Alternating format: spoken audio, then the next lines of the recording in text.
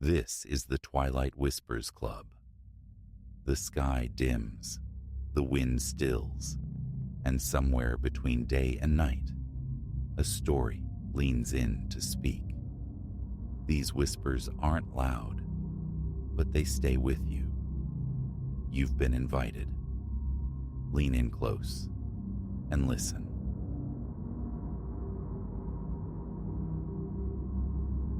Tuesday, 11:42 p.m., County Road 9. Reality fractured somewhere out there in the black ink swallowing the farm fields. That precise moment marked the unraveling. I was piloting my weary sedan homeward after a draining shift at the distribution center, palms tacky on the wheel from a spilled, violently sweet energy drink. Headlights sliced a solitary tunnel through the oppressive dark, illuminating nothing but vacant pastures, flanking the two-lane asphalt. No welcoming streetlights graced this stretch, only the sporadic wink of roadside reflectors marking oblivion's edge. The radio droned, some disembodied voice spinning webs of conspiracy. I wasn't truly absorbing the words. Then, my high beams snagged on geometry that didn't belong, a silhouette against the void, planted firm on the crushed stone shoulder. Dark windbreaker, denim legs, familiar brown hair. Sam's height, Sam's frame, Sam's face, caught fleetingly in the glare. My foot stomped the brake pedal before conscious thought could intervene.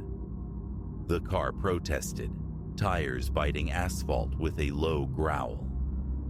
I wrestled it onto the shoulder, maybe 20 feet past him, gravel popping and crunching like brittle bones beneath the weight. In the rearview mirror, a distorted stage, I watched him amble toward me. It was Sam's walk, undeniably. That slight drag in his left leg, a ghost of some long-forgotten high school tackle. His gaze was fixed firmly on the ground beneath his feet, hands plunged deep into his pockets. Instinctively, my hand drifted toward the passenger door lock, intending to release it. The weak dome light threw the dashboard into stark alien relief. My phone buzzed, a frantic vibration against the plastic console. Sam. The name glowed accusingly on the screen. My fingers froze mid-air. I glanced from the luminous phone screen back to the shadowed figure in the mirror. 10 feet away now. I jabbed the answer icon. Hey, Leo. Almost done driving? Mom's asking about Sunday dinner again. Sam's voice, clear and present, utterly mundane, piped through the speaker. Where are you right now? My tongue felt thick, clumsy. Home, obviously. Where else would I be? Just wrestled the twins into bed. Footsteps crunched on gravel, closer now, just behind the car's blind spot. You're absolutely certain you're at home? Yeah, man. Haven't left since dinner. Are you all right? You sound off. I risked another glance in the rear view. The figure stood directly behind my bumper, head still bowed, posture unchanged, the limp still subtly present in his stance. Leo, still there? A tremor started in my hands. Cold sweat prickled down my spine, despite the air conditioning blasting Arctic air. Sam, I need you to do something, urgently. Go to your front window right this second and tell me exactly what you see outside. What the hell? Why? Please, Sam, just do it. Through the phone, I heard the muffled sounds of movement, the distinct echo of footsteps on hardwood floors. The figure behind my car was now level with the passenger door. Its face remained obscured by shadow and the downward tilt of its head. "Okay, I'm looking," Sam reported. "Just the usual night scene. Henderson's place across the way. Porch lights burned out again. Street light on the corner. What am I supposed to be seeing?" The passenger door handle clicked. A small metallic sound amplified tenfold in the suffocating silence of the car. My fist hammered the lock switch down. Simultaneously, I slammed my foot on the accelerator. Tires spun furiously, spitting gravel before finding purchase. The engine roared in protest as the car surged forward, throwing me back against the seat. In the rearview mirror, shrinking rapidly, the figure stood motionless in the middle of the road, head still bowed, swallowed by the receding darkness. "Leo, what the hell is going on?" Sam's voice was sharp with alarm. My heart hammered against my ribs, a frantic drumbeat making speech difficult. I'm on County Road 9, maybe 10 miles out.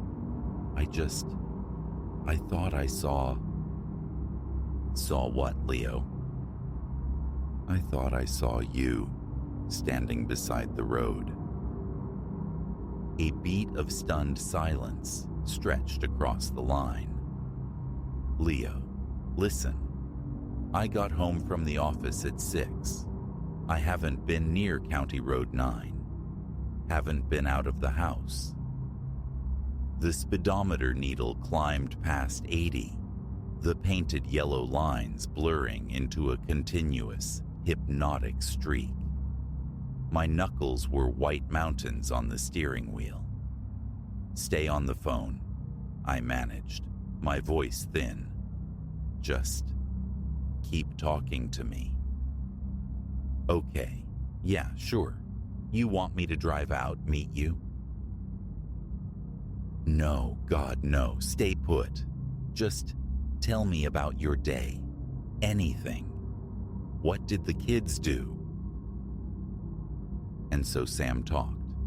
He recounted his son's triumphant slide into second base, his daughter's messy masterpiece involving glitter and glue, the leftover casserole that constituted dinner.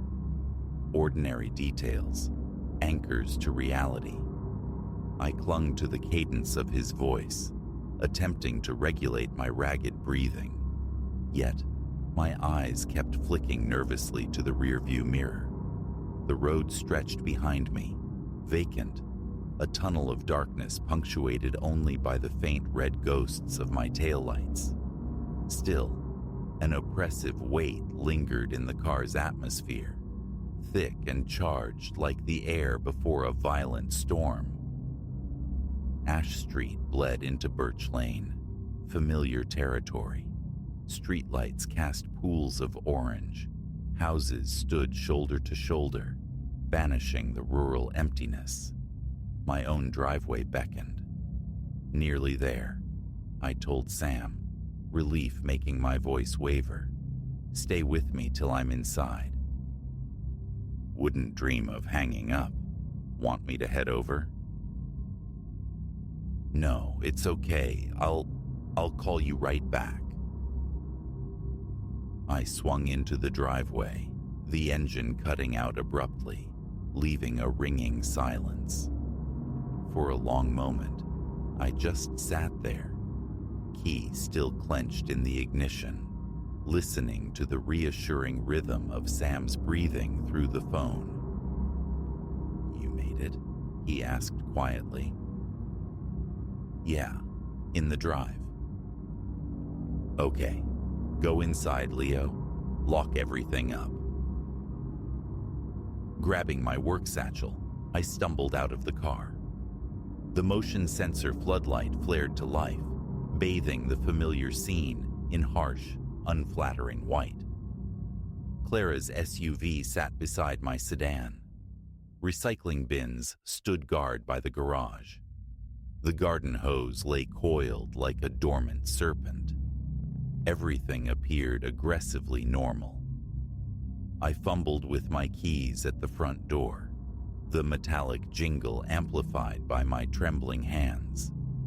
It took 3 attempts to guide the key into the lock. Inside, I breathed into the phone, stepping over the threshold. Going to check everything. Call you back. All right, be safe.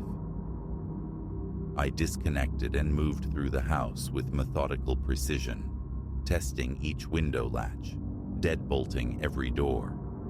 Upstairs, Clara slept soundly. Her soft exhalations were audible when I cautiously cracked the bedroom door. The house was secure, exactly as it should be. In the kitchen's dim light, I poured a glass of water, my hand still shaking so badly that water sloshed over the rim onto the counter. My phone pulsed again. Sam. Hey, I answered, my voice hoarse. You okay now? Yeah, I think. Everything's locked tight. Clara's asleep. Good. Hey, listen. I was thinking. Remember that story Dad used to tell about driving home late from the lumber mill? A cold knot formed in my stomach. The one where he saw himself on the road. That's the one.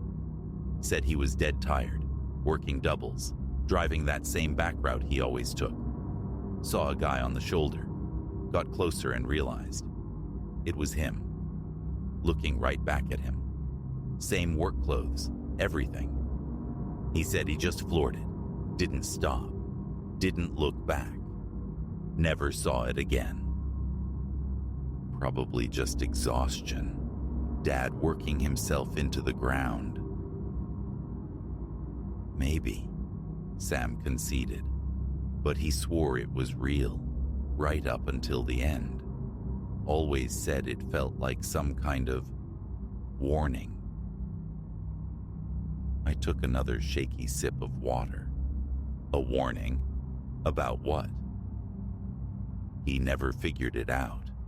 Nothing catastrophic happened right after. He lived another 30 years, healthy as an ox. A heavy silence settled between us.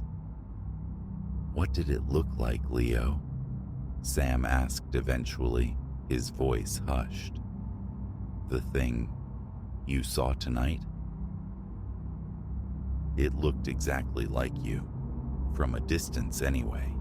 Same build, same jacket you always wear, those jeans, that limp. But it never looked up, kept its face hidden the entire time. Jesus, what do you think would have happened if you'd unlocked the door? I don't want to know. Another pause stretched. I should try and get some sleep, I said finally. Got the early shift. Okay, call me if you need anything. Doesn't matter the time. Thanks, Sam. I ended the call but remained standing in the darkened kitchen for a long while, listening to the house breathe around me. The refrigerator's low hum, the occasional click from the dishwasher finishing its cycle. Sounds of normalcy. Eventually, I dragged myself upstairs. Clara murmured slightly as I slid into bed but didn't wake. I lay rigid in the darkness, staring sightlessly at the ceiling, the night's events replaying on an endless loop, the figure materializing from the dark, Sam's voice grounding me, the impossible presence dissolving into the night. Sleep must have claimed me eventually, because the shriek of my alarm dragged me back to consciousness. 5:30 a.m. Pale gray light filtered weakly through the bedroom curtains. Clara was already downstairs. The aroma of coffee drifted up. She kissed me distractedly as I entered the kitchen. "Rough night? You got in late," she observed. "Yeah, just tired." The words felt inadequate, false. Explaining felt impossible. I moved through the morning rituals on autopilot. Shower, dress, coffee, gulped standing, keys grabbed from the hook. Clara reminded me about dinner at her parents' on Saturday. I nodded, the information barely registering. Outside, my car sat innocently in the driveway, washed clean by the morning light. Everything ordinary. But as I opened the passenger door to toss my lunch bag onto the seat, my breath hitched. Gravel. A scattering of small, sharp-edged stones lay accusingly on the floor mat.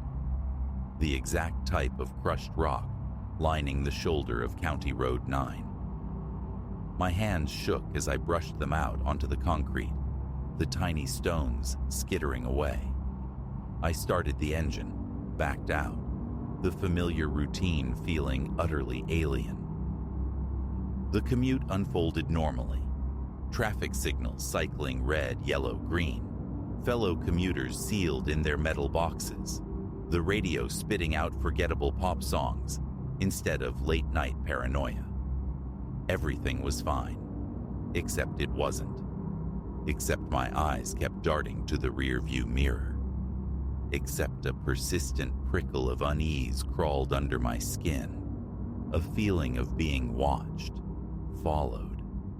Except Sam's words about Dad echoed relentlessly. A warning. But a warning of what? Work offered a temporary, fragile refuge. I clocked in, immersed myself in the mundane, shipping manifests, inventory checks, data entry. But the image lingered behind my eyelids. The figure on the roadside, head perpetually bowed, dragging its left foot. Around lunchtime, my phone buzzed.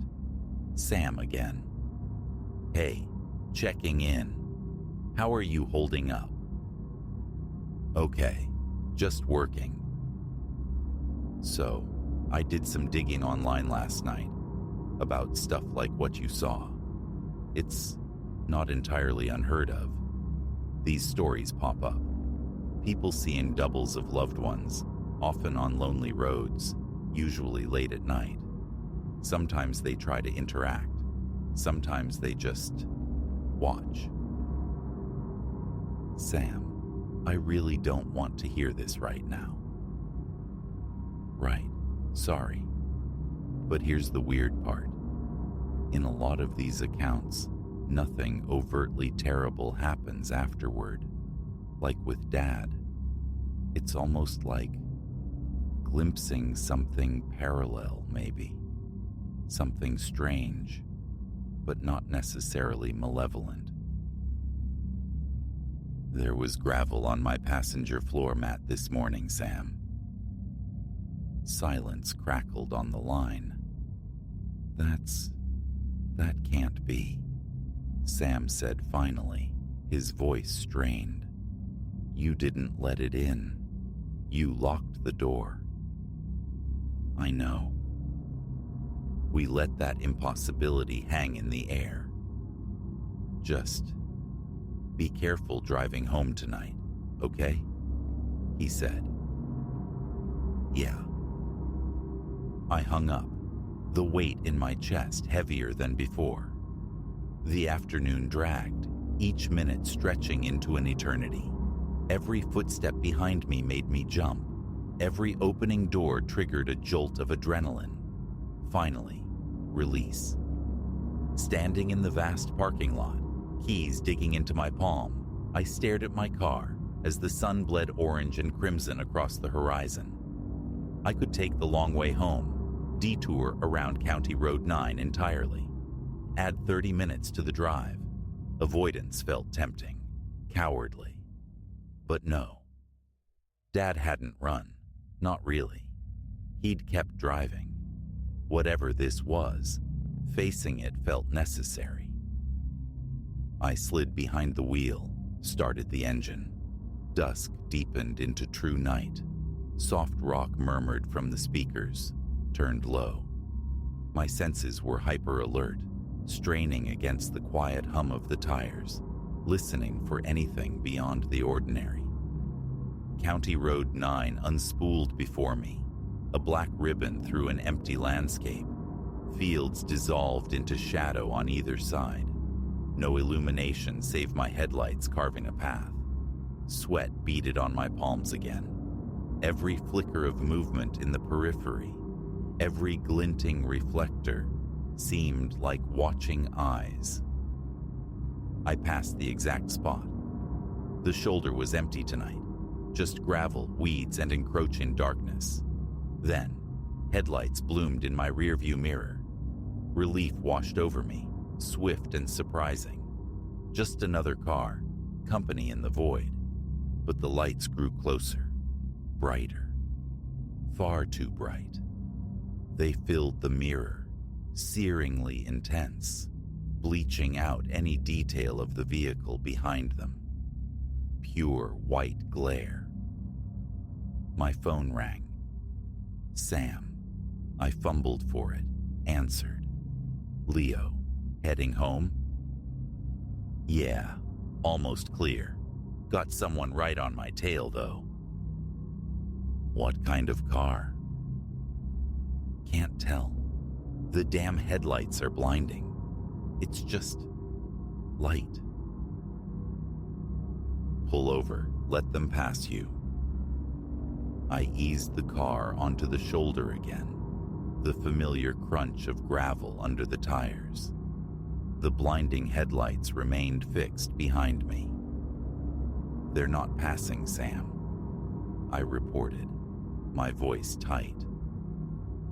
Okay, get back on the road then. Don't stop. I merged back onto the asphalt. The car behind shadowed my every move, maintaining the same oppressive proximity, the headlights never dimming, still there. How far out are you now? 5 miles, maybe less. All right, Leo, listen carefully. Do not stop again. Whatever you see, whatever happens, you keep driving until you are inside your house. Understand? Then, abruptly, the headlights vanished. Not dimmed, not faded, simply gone, extinguished. I squinted into the rearview mirror. The road behind was utterly black, but something else was there now, moving along the shoulder, a figure walking in the darkness, head bowed, that subtle, unmistakable limp in its gait. Sam, I choked out. What is it? It's back, not in a car this time. It's walking, following me. Don't stop, Leo. Keep driving. I'm not stopping. My foot mashed the accelerator. The engine screamed. 70, 80, 90 miles per hour. I glanced at the mirror again.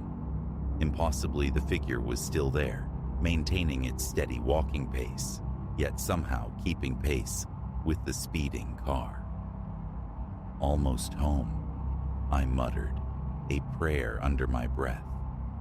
It felt closer now, still confined to the shoulder, still walking, yet drawing nearer with each frantic second, defying physics.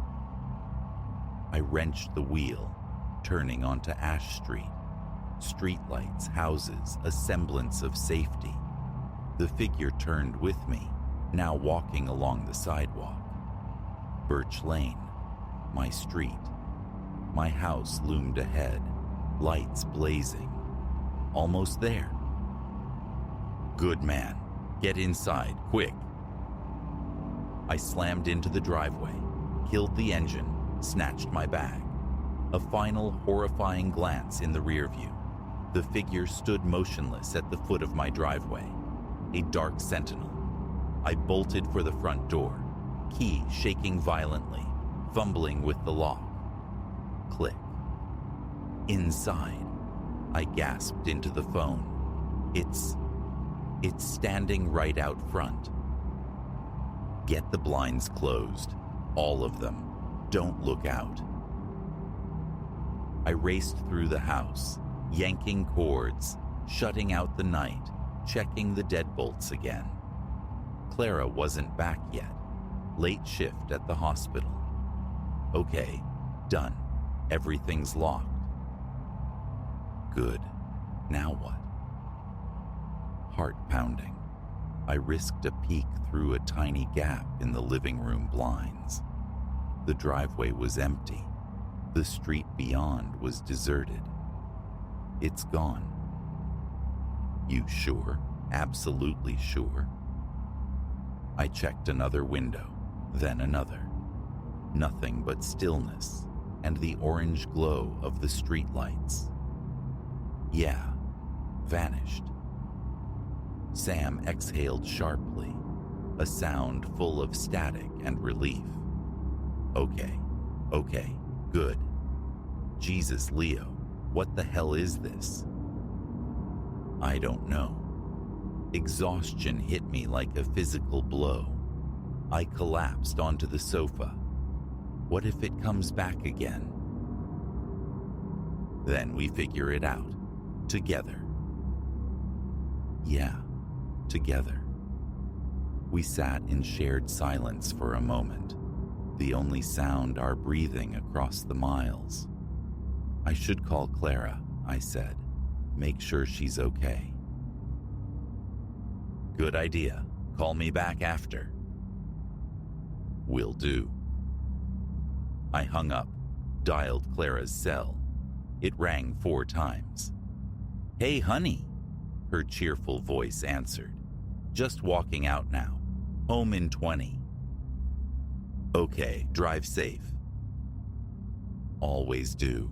Love you. Love you too. I ended the call and sat enveloped by the quiet darkness of the living room, listening to the familiar nighttime symphony of the house. The low hum of the refrigerator, the gentle ticking from the furnace. Normal sounds in an abnormal world. My phone buzzed. A text message from Sam. Check your passenger side floor mat.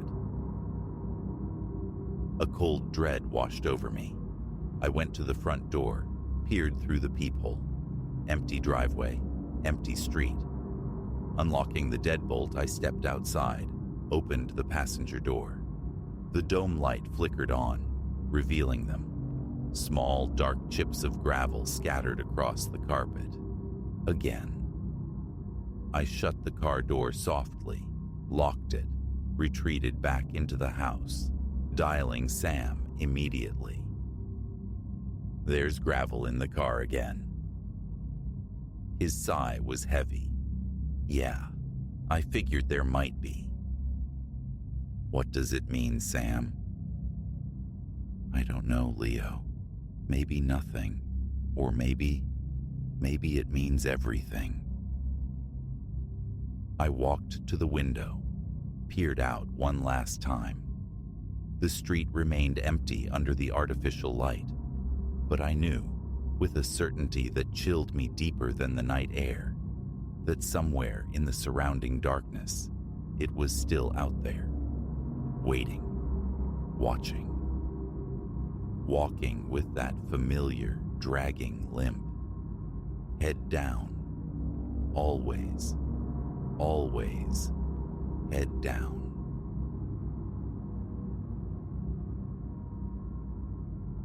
This rambling single-story dwelling, weathered and worn, promised Silas tranquility, a haven with an expansive, shadowed backyard. That illusion shattered precisely 1 week post-arrival, fractured by the first inexplicable percussion from beyond the walls. Night had fully descended, midnight breathing down his neck as Silas wrestled with cardboard boxes in the living room's gloom. Then came the noise, not the furtive rustle of leaves, nor the scrape of branches, but the unmistakable resonant thud of a spade biting into earth. Metal striking soil, emphatic and deliberate. Silas froze, a statue amidst his half-unpacked life, thoughts instantly skittering towards intrusion. The house, though archaic, resided in a neighborhood that hadn't whispered danger until this very instant. In that moment, the quiet promise curdled. He remained motionless, gaze fixed upon the unyielding plane of the window. His own pulse throbbed, a frantic drum against his eardrums. Again, the sound arose, rhythmic, insistent, suggesting strenuous labor, someone excavating with purpose. Drawn by a morbid curiosity, Silas drifted towards the window, peeling back the heavy curtain. Stygian darkness swallowed the backyard. The meager security lamp near the garage cast a pathetic circle of light, illuminating next to nothing. No figures moved in the gloom. No shapes detached themselves from the deeper shadows. Yet, the digging persisted. A knot tightened low in his gut. Cracking the window open a sliver, he let the cool night air ghost across his face. The sound, now stripped of any barrier, was starkly clear. Metallic impact, followed by the muffled sigh of displaced earth. Snatching a heavy torch from a nearby box, Silas tugged on shoes, his fingers fumbling with the back door's lock. He eased the door open, striving for silence, but the click of the latch echoed unnaturally loud. Instantly, the digging ceased. Utter silence descended. He hesitated on the threshold, the torch beam cutting a swathe across the dew-kissed grass. Nothing stirred. The yard lay inert, empty beneath the indifferent stars. Only the faint electric hum of a distant streetlight broke the profound quiet. For a long minute, Silas stood sentinel, sweeping the light across the patchy lawn, probing the darkness near the dilapidated garden bed, scrutinizing the skeletal frame of the shed huddled in the far corner. No human silhouette, no crouching form rewarded his search. The fine hairs on his arms lifted, prickling with an unseen current. He stepped down from the small concrete stoop, the damp grass yielding beneath his weight. The night air possessed a distinct chill. Methodically, cautiously, he traversed the yard's perimeter, the torch beam diligently mapping the ground before him. He searched for freshly turned soil, for the telltale mound of a new excavation, for any disturbance in the familiar pattern of patchy grass, stubborn weeds, and ancient cracks in the dry earth. Nothing. The ground lay inviolate. A profound unease settled over him, a feeling he tried to rationalize away. Perhaps a neighbor engaged in some nocturnal eccentricity, the sound waves trespassing across the fence line.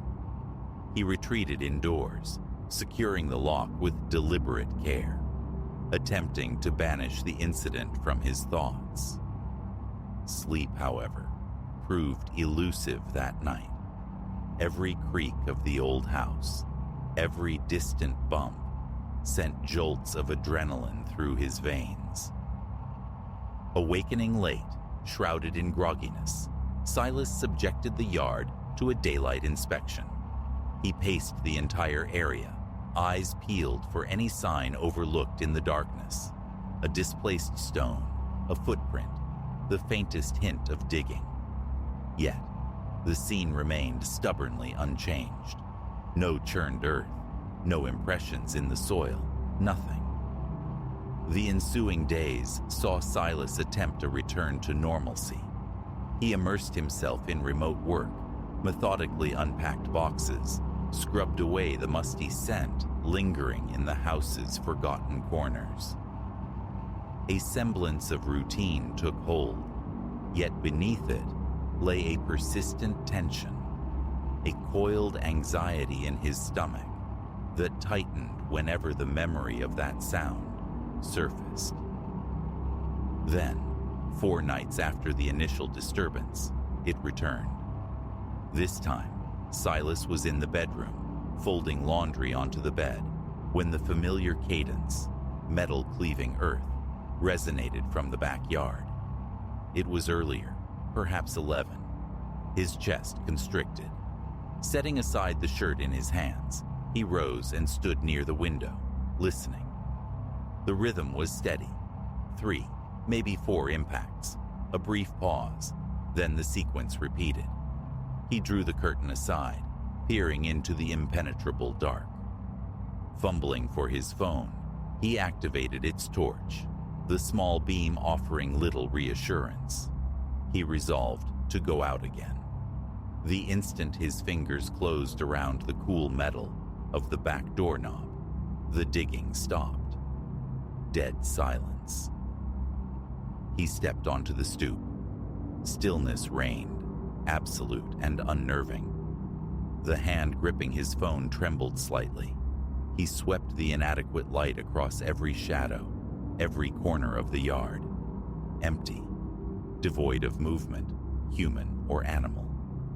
He walked the perimeter again, aiming the phone's beam towards the boundary fence. The neighboring property was dark and quiet, save for the low mechanical drone of their air conditioning unit. His pulse hammered against his temples. Who is out there? The silent question screamed in his mind. Why do you stop the moment I appear? It defied logic. He knelt, pressing his palm flat against the ground. It felt cool, faintly damp with evening dew, but firm, undisturbed. He inhaled deeply, searching for the telltale scent of freshly turned soil, finding none. Rising, he scanned the yard one last time, utterly motionless. He retreated inside, locking the door with painstaking care, then methodically checked every window latch in the house. The following nights, Silas adopted a new strategy: stealth. He extinguished the interior lights, positioning himself near the living room window, a silent sentinel shrouded in darkness. He remained utterly still, hoping to witness something, anything, before his presence betrayed him. Coffee became his ally against encroaching fatigue. Midnight drifted past, marked only by his own stifled yawns. 1 o'clock arrived and departed. Around 2, rising to stretch cramped muscles, he heard it commence once more. That precise rhythmic clang of metal against dirt. He surged towards the window, movements fluid and silent. He strained his eyes, desperate for any flicker of movement in the oppressive dark. The security light's feeble glow illuminated only a small, mocking patch of lawn. The digging seemed to emanate from the left, near the fence line. He stared, unblinking, willing his eyes to adjust, leaning closer to the cool glass until his breath fogged it. Nothing but the vague outlines of the fence and the uneven texture of the grass met his gaze. And yet, the sound continued, measured and unhurried, for perhaps half a minute. Then, of its own accord, it simply stopped. He remained frozen, holding his breath, waiting for its resumption. Silence answered. Night after night, the maddening cycle repeated. The percussive digging invariably began while Silas was secured indoors. The instant he initiated any move towards the back door, a step, the turn of a knob, silence fell like a curtain. It gnawed at his sanity. By day, he conducted exhaustive searches of the backyard, raking through the topsoil in suspect areas, even digging shallow exploratory pits himself. He unearthed only compacted earth, tangled roots, and embedded stones, no evidence of recent disturbance. The tall fence offered no obvious points of entry, and the gate remained securely locked. The possibility of an echo resurfaced, a phantom sound drifting from a neighbor's property, yet the auditory source always felt undeniably his yard. He canvassed the adjacent neighbors during daylight hours, inquiring about late-night gardening or construction. They regarded him with expressions ranging from pity to suspicion, flatly denying any such activity. Driven by mounting desperation, Silas invested in a motion-activated floodlight. He installed it high on the back fence, angling it to command a wide view of the central yard. Testing it at dusk, pacing back and forth, he watched the powerful beam slice through the twilight, bathing the area in stark, revealing light. This, he reasoned, would surely expose the nocturnal intruder. A fragile sense of security settled over him for a couple of nights.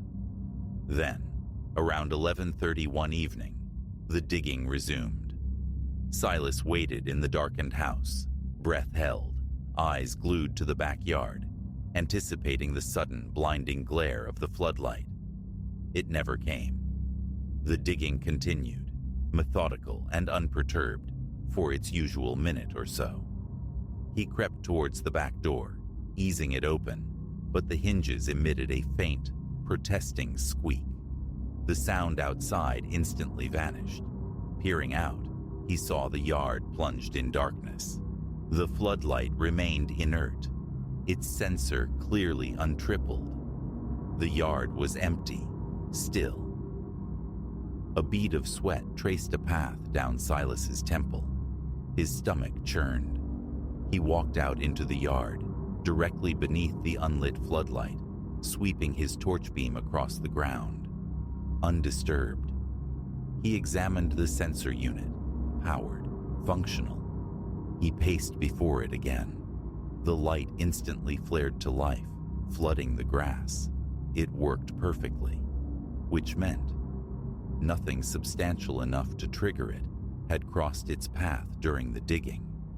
The conclusion felt impossible, unless the digger occupied a blind spot, or the sensor malfunctioned with uncanny precision only during those specific moments. The lack of logic was suffocating. His sleep thoroughly ruined, Silas resolved to mount an all-night vigil directly on the porch.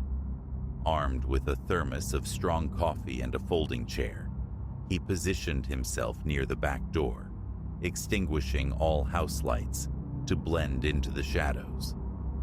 Midnight arrived, heralded only by the chirping chorus of crickets. He sat sipping coffee, the silence stretching thin. Time became viscous, crawling. His eyelids grew heavy. A dull ache settled in his neck. He stood periodically, stretching stiff limbs. Back in the chair, the illuminated face of his phone displayed 2:47 a.m. He was teetering on the edge of sleep when the realization struck him. Absolute silence. No digging, no metallic impacts, nothing beyond the ambient sounds of the night. He forced himself to remain awake until the first gray hints of dawn painted the eastern sky. Still, nothing. The rising sun found him slumped in the chair, drained, frustrated, and no closer to an answer. He attempted to suppress the obsession for a few days, seeking refuge in routine, achieving near normal sleep. But the respite was temporary. It happened again, shortly after midnight. This time, exhaustion held him captive in bed. He simply lay there, staring at the oppressive darkness of the ceiling, his heartbeat a heavy thud against his ribs. The metal-on-dirt percussion was sharp, undeniable. After several strikes, a surge of frustrated energy propelled him upright. He moved swiftly to the window, determined to finally see. The instant his fingers brushed the curtain fabric, the sound ceased. A cold tingle traced his spine. Fury, hot and sharp, welled within him. It felt personal now, like a deliberate, malicious game. Yet every confrontation, every attempt to catch the perpetrator red-handed, resulted only in abrupt, mocking silence. One night, phone clutched ready. Silas planned to capture audio evidence before the inevitable cessation. Hearing the familiar rhythm begin around 11, he initiated the recording. He crept towards the window, phone held aloft like a talisman. The moment he neared the glass, silence fell. Playing back the recording yielded only the sound of his own tightly controlled breathing against a backdrop of profound quiet. The phenomenon refused digital capture. Subsequent attempts to leave a recording device running while he was elsewhere proved equally fruitless. The sound, it seemed, performed only for a live audience, and only until that audience made a move. Self-doubt began its insidious creep. Silas prowled the house again, exploring the damp confines of the basement, the dusty reaches of the attic, the cluttered interior of the backyard shed. He scrutinized the ancient plumbing, listened for mechanical groans, searched for any internal source that could mimic that specific, earth-disturbing sound. Nothing fit. Every rational assessment pointed outwards, to the yard. Yet the yard remained inscrutable. He entertained the notion of an animal, some nocturnal creature with bizarre habits, but no known fauna made such a consistently metallic noise, nor would it likely cease its activity so precisely upon human approach, leaving no physical trace. The siege continued for weeks, fraying his nerves, eroding his sleep. He found himself lying awake in the pre-dawn hours, anticipating the sound, a knot of dread tightening with each passing silent minute. Sometimes, blessed silence reigned for 3 or 4 nights consecutively. Then, inevitably, it would return, the spade striking earth, always seemingly from the same vicinity, always late at night, always terminating the instant he sought its source. Shakiness plagued his daylight hours. Coffee consumption escalated. Colleagues on video calls remarked on his strained appearance, his tense responses. Explanations felt futile, inviting disbelief. The few friends he confided in offered gentle skepticism, suggesting echoes, house-settling noises, perhaps overactive imagination. But Silas knew what he heard. One evening, desperate for validation, he invited his friend Leo over.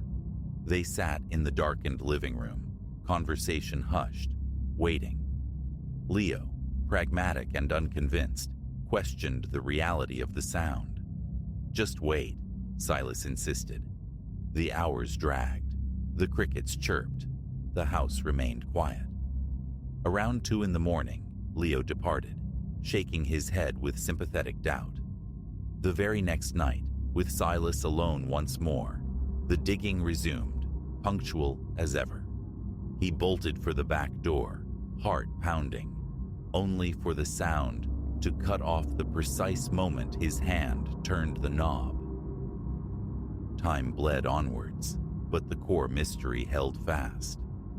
Never a shape glimpsed in the shadows, never an intruder caught, never a single shovelful of disturbed earth discovered come morning. His expensive motion sensor remained stubbornly unlit during the crucial moments, replacing batteries, checking connections, even installing a second floodlight aimed at a different quadrant of the yard. None of it made a difference. The sound materialized from the night air and vanished the second Silas attempted direct observation. He still resides in the old house. The sonic intrusions persist, though their frequency waxes and wanes. Weeks might pass in blessed quiet, only to be followed by a nightly recurrence. Even now, the memory alone can trigger a tightness in his chest, a phantom echo in the silence. He rarely speaks of it anymore. He endures. Yet, inevitably, there comes a moment, late in the stillness of the night, as he lies in bed, when the ghost of that metallic impact on soil insinuates itself into his thoughts. His muscles tense, his breath catches. He waits, listening intently. Sometimes a faint, ambiguous tap whispers from the darkness, but certainty remains elusive. Reality, memory, or the fraying edges of his own mind? The inescapable conviction remains. Something, or someone, continues its furtive labor. Untouchable, untraceable, leaving only the torment of the sound itself. It is the most corrosive kind of mystery, the sort that hangs perpetually unresolved, keeping him perpetually vigilant.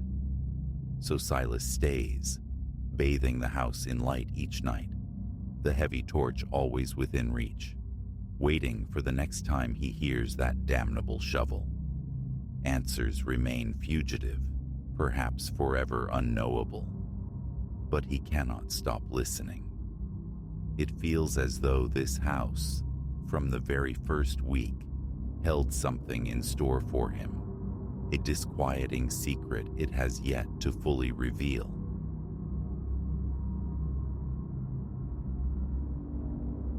The instant the county line blurred past the window, a wrongness seeped into the car. The very air felt viscous, sunlight thinning as shadows stretched like grasping fingers. An unfamiliar tremor, cold and sharp, traced my spine. We hadn't known, couldn't have grasped, that this deviation into the hollow heart of nowhere was a descent into a terror eclipsing sanity.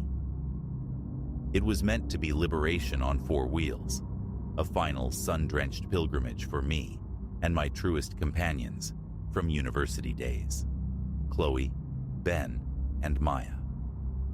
Months we'd charted this escape, this coda, before the scattering winds of graduation pulled us onto separate trajectories. The asphalt ribbon unfurling, a soundtrack pulsing with defiant joy, the intoxicating scent of the unknown. What poison could possibly taint such promise? As fate would have it, everything. Hours bled into an indistinct smear of highway hypnosis, the world outside a monotonous cycle of whispering corn rows and skeletal gas stations long surrendered to rust.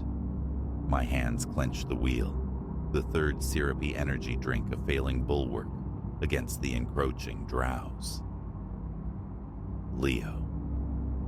Ben's voice drifted from the back seat, his attention snagged by the phone's glow. Pretty sure our exit was, 20 miles ago. A groan escaped me. The fuel needle quivered precariously near empty. Are you kidding? Find somewhere, anywhere, to turn this boat around and feed it. Chloe, beside me, coaxed the reluctant GPS screen to life. There's a town marked just ahead. Harrow Creek shows a gas pump icon. We fill up, recalibrate, get back on course.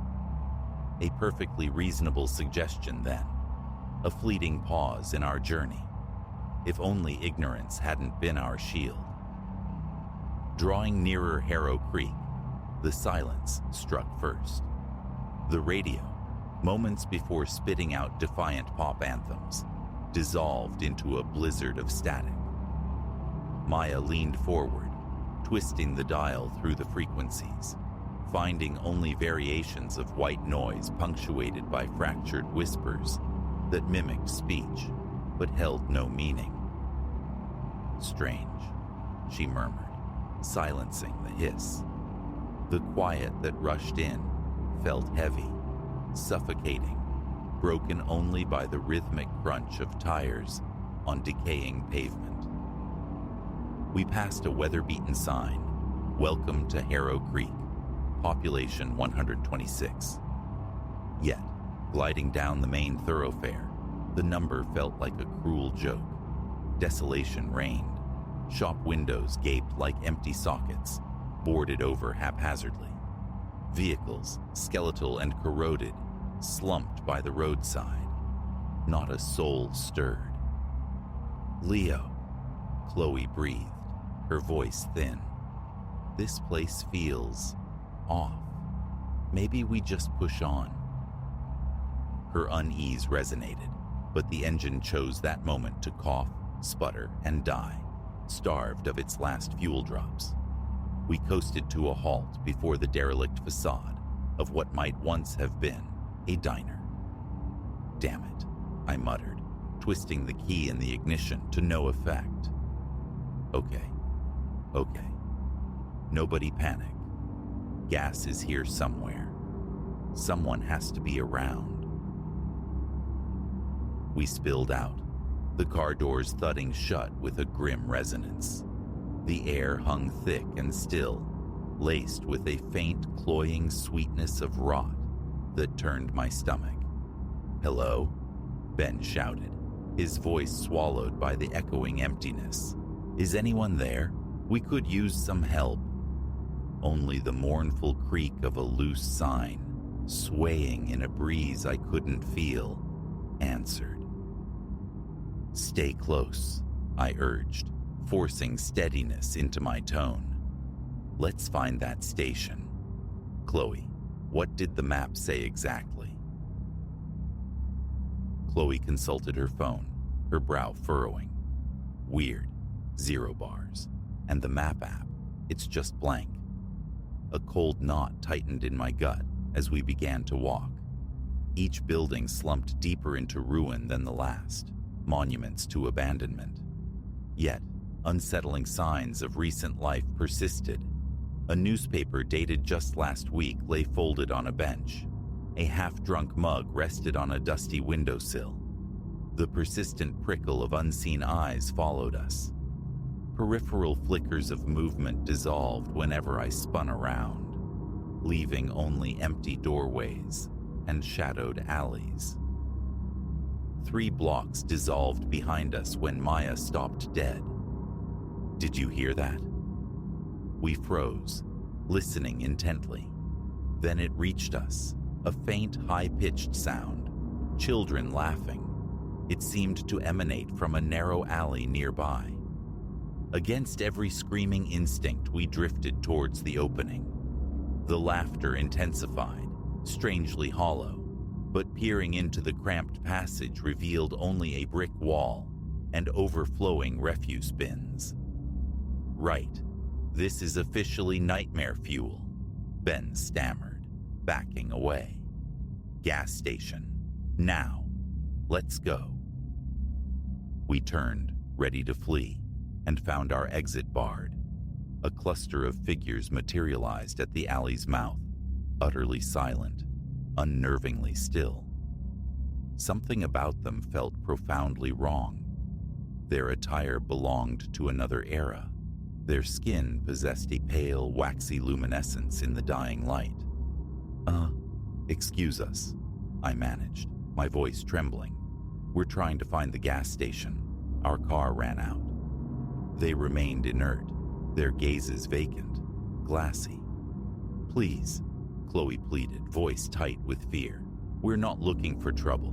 We just need some help."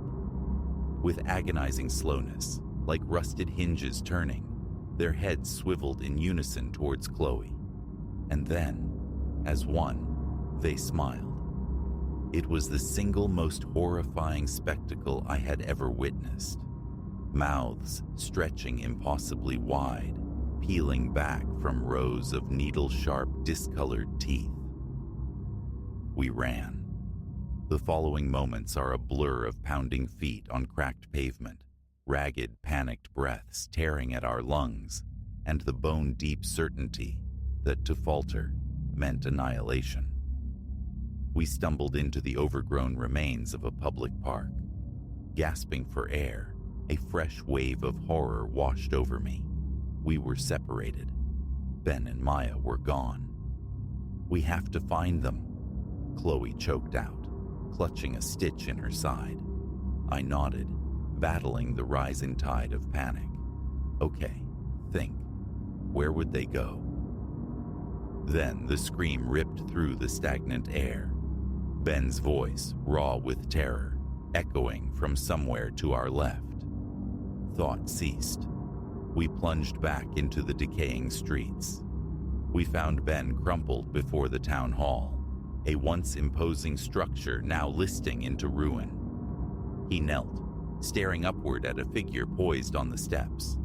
Drawing closer, my blood ran cold. It was Maya, but not Maya. She stood with an unnatural rigidity, her head tilted at an angle that defied anatomy, and her eyes, they were voids, obsidian pools reflecting the gloom like polished oil slicks. "Maya," Chloe called, her voice fragile. "Maya, what's wrong? Are you okay?" Maya's head snapped towards us, the movement too swift, too sharp, inhuman, and she smiled, that same terrifying stretched rictus we'd fled from in the alley. "Welcome home," she rasped, the voice resonating from her throat impossibly deep, ancient, steeped in a malice that raised the hairs on my arms. Ben scrambled upright, lunging towards us. "Go," he gasped. "We have to go, now."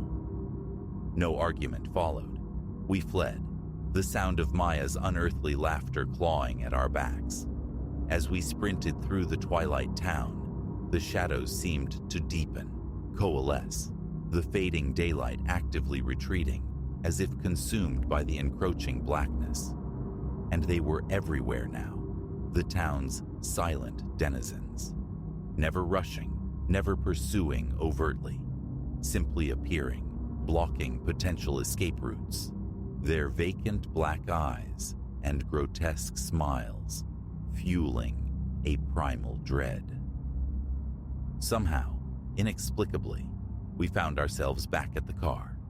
The street teemed with them, a silent, tightening cordon. "The car!" I yelled. "Get in!"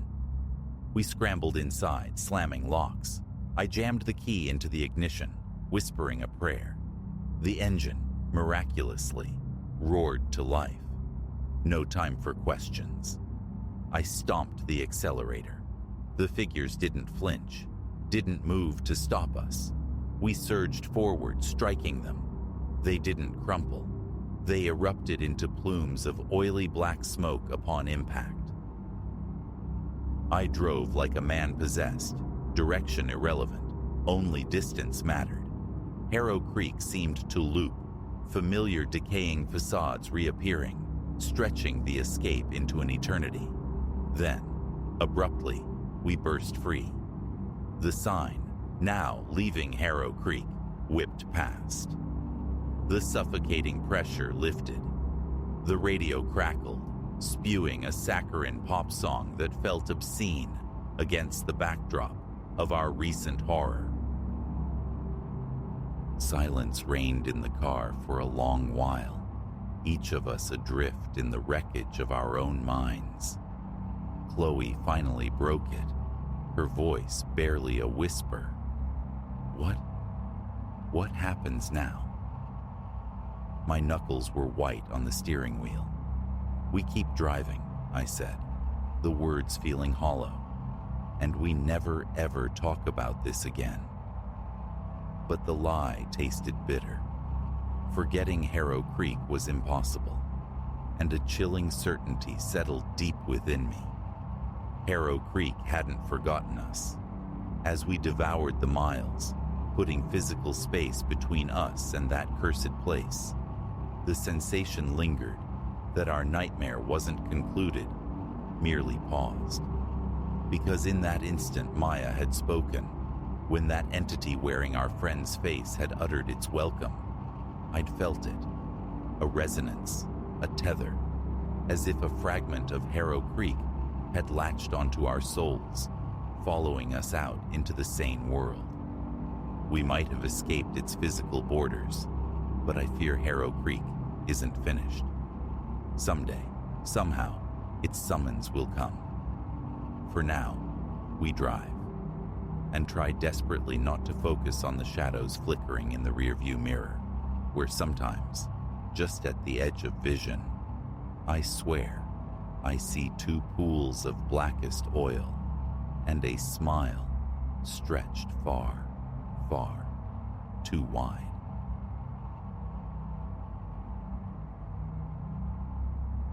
Necessity, stark and unadorned, drove Elias Thorne to accept the nocturnal vigil at the Blackwood Building, a stone titan brooding on the city's fringe. Glamour was absent, only the promise of coin and the perceived simplicity of the task, a guardian against the void, ensuring the edifice remained undisturbed after twilight claimed the streets. 10 stories pierced the gloom, connected by corridors that seemed to unspool into infinity. His domain spanned from 10 till the cusp of dawn, 6 hours swallowed by a silence, usually profound, absolute. Ideal, he'd thought. His inaugural night unfolded in a whisper. Stationed at the reception monolith, Elias leafed through forgotten periodicals, his gaze periodically sweeping the grid of security monitors. Vacancy reigned. The fluorescent tubes overhead droned a low electric mantra, punctuated only by the geriatric sighs of settling timbers. He patrolled, a solitary explorer navigating the vacant arteries of the building, verifying locked portals, peering into chasms of office darkness. Nothing stirred. No discordance marred the quiet. By shift's end, confidence bloomed. This sentinel duty would be effortless. Yet, as nights bled one into the next, infinitesimal anomalies began to surface. Flecks of wrongness initially dismissed, later coalescing into a persistent thrum of disquiet. The genesis was the lift. Precisely as the clock hands converged on 2, a resonant chime would echo through the lobby, the brass doors parting like theater curtains. Elias would look up, anticipating an arrival, but always, the car stood vacant, an illuminated box breathing stale air. It lingered, patiently agape, for a minute, perhaps 2, before the doors slid shut and it ascended, summoned by an unseen hand from the upper strata. A mechanical ghost, he reasoned, a phantom twitch in the building's ancient nervous system. One night, however, the tendrils of curiosity tightened their grip. The 2 a.m. chime sounded its punctual call. Elias rose, traversed the polished floor, and stepped into the waiting lift. His intent: ascend, discover the source of this nightly ritual. He pressed the button for the 10th floor. No sooner had the doors sealed than the carriage halted abruptly. Lights sputtered, casting frantic shadows before the lift plummeted a sickening few feet, a jarring metallic groan accompanying the descent. Elias clung to the handrail, his equilibrium lost, yet the fall ceased as suddenly as it began. The lights flickered back to a steady, sickly glow, and the ascent resumed, smooth now, towards the summit. Stepping onto the 10th floor, unease clung to him like a shroud. Silence pressed in, thick and suffocating. The corridor stretched before him, a tunnel of gloom relieved only by the faint, distant ember of an exit sign. Imagination, paranoia. He wrestled with the rational explanations, yet the feeling of profound wrongness persisted, an icy certainty in his gut. He performed a cursory inspection, his flashlight beam slicing through deserted offices. All was still, orderly, yet intensely cold. A trespasser's guilt prickled his skin. He felt profoundly unwelcome. Retreating to the lift, he stabbed the call button, relief washing over him as the doors eventually sighed open. But in the sliver of a second, before they sealed him in, a flicker at the corridor's terminus snagged his vision. A silhouette, stark against the deeper darkness, just beyond the light's frail reach. He blinked. Gone. But the after-image remained, seared onto his retinas. Subsequent nights were haunted by that fleeting shape. He battled the memory, labeling it a figment, an optical illusion born of fatigue and dim light. Yet the lift maintained its spectral schedule, the 2 a.m. chime heralding its empty arrival, each occurrence amplifying the resonant frequency of dread within him. Then came the sound. Mid-patrol on the 5th floor, Elias heard it, a delicate percussion, impossibly like footfalls. He froze, straining his ears, his pulse a frantic drum against his ribs. The corridor yawned empty before him, yet the sound persisted, a steady rhythmic tread emanating from somewhere higher. He stood immobile, a statue carved from tension, attempting to triangulate the source. It resembled pacing, the restless ambulation of someone confined to a single unseen room. Drawing a ragged breath, striving for composure, he moved towards the stairwell. The sound swelled as he ascended, each step leaden, as if gravity itself had intensified. Reaching the 8th floor landing, he paused, hand hovering over the heavy door, listening. Silence. The footsteps had ceased. He pushed the door inward, stepping into the corridor's embrace. The air here was glacial, colder than the floors below, raising gooseflesh along his arms. He advanced cautiously, his torch beam dissecting the shadows, probing vacant doorways. Stillness reigned, absolute and profound, yet the conviction of being observed, of not being alone, was a palpable weight. As he turned to retreat, it returned. Footsteps, distinctly behind him. He spun, flashlight slashing wildly down the corridor's length. Nothing. Only the empty expanse receding into blackness.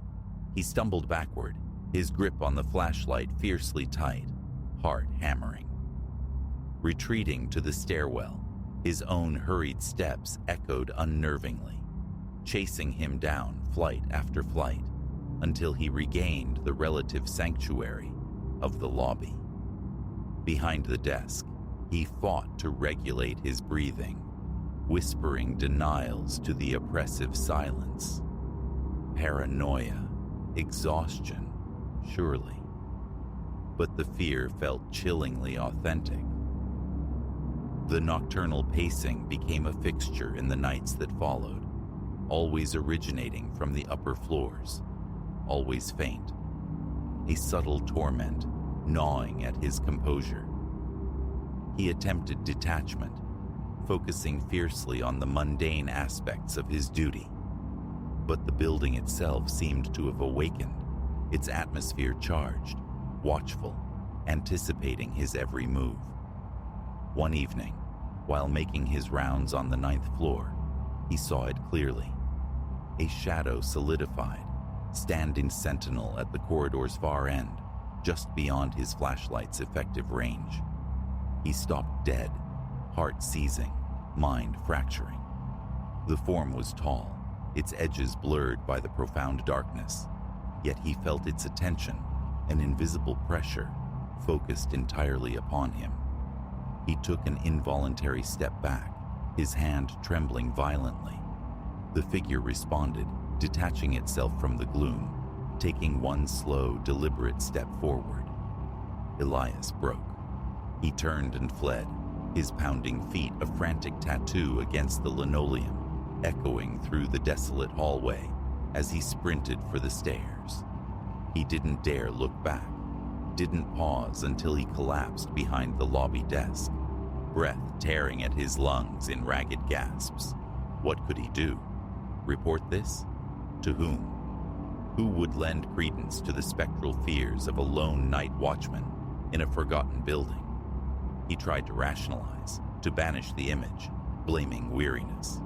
But the terror remained, a cold, hard knot in his stomach.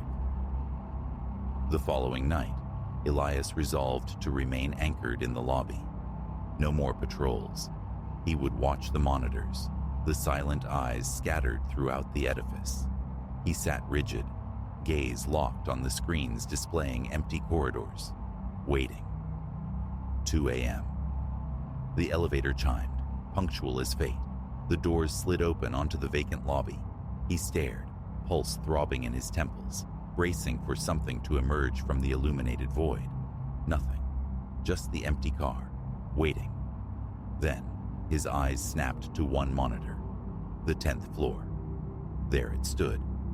The shadow, motionless in the hallway, observing the camera lens. A frigid sweat beaded on his forehead. He watched, transfixed, unable to tear his gaze away. The figure remained utterly still, featureless in the gloom. Then, it moved. A slow glide forward, closing the distance to the camera. Fear surged, raw and primal. His heart pounded violently, his hands clenched into useless fists. He was rooted to the spot, escape an impossible concept. The figure halted, its form filling the screen, mere inches from the lens, staring directly through the monitor, at him. Now he could discern its eyes, twin voids, black and fathomless, radiating a cold, insatiable hunger. A glacial wave washed down his spine.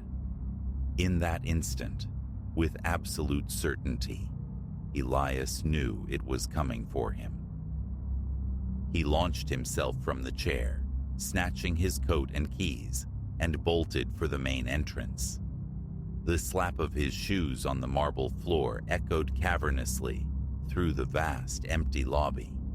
He didn't stop, didn't look back, propelled only by sheer terror, into the pre-dawn darkness. He tendered his resignation the next day.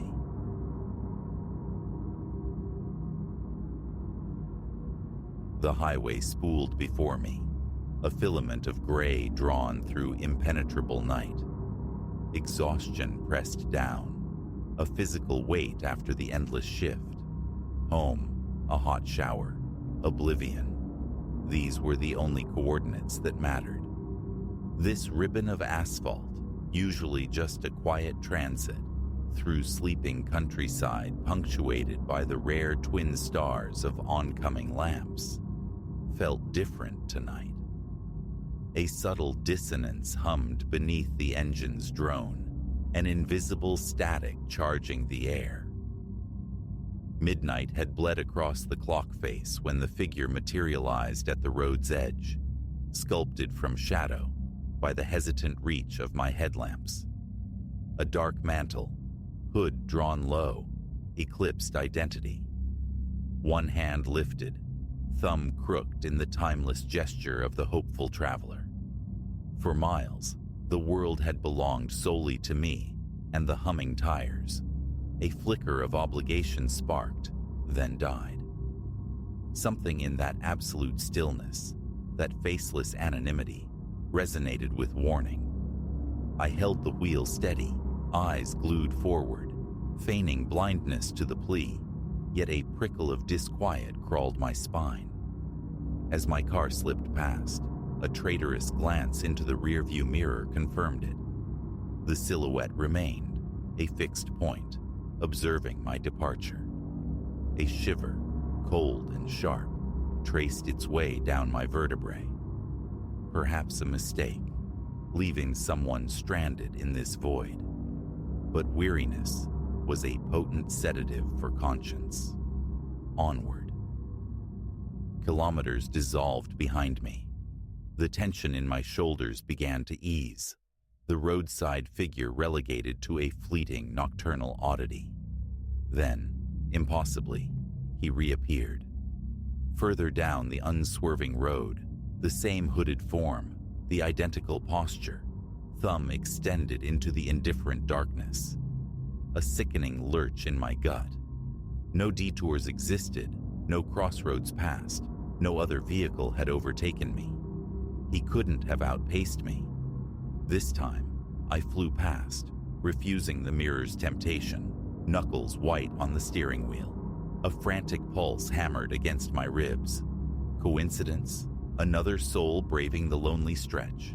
A desperate internal bargain, struck against the rising tide of certainty that it was him. A chilling conviction settled.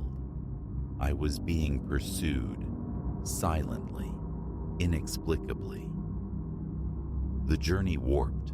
Trees lining the verge became skeletal claws, their shadows elongating, grasping at the fleeting sanctuary of my car.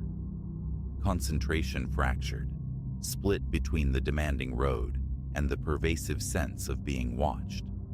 Another mile, perhaps two, ticked by in strained silence. Self-reproach surfaced, nerves frayed by fatigue, shadows playing tricks.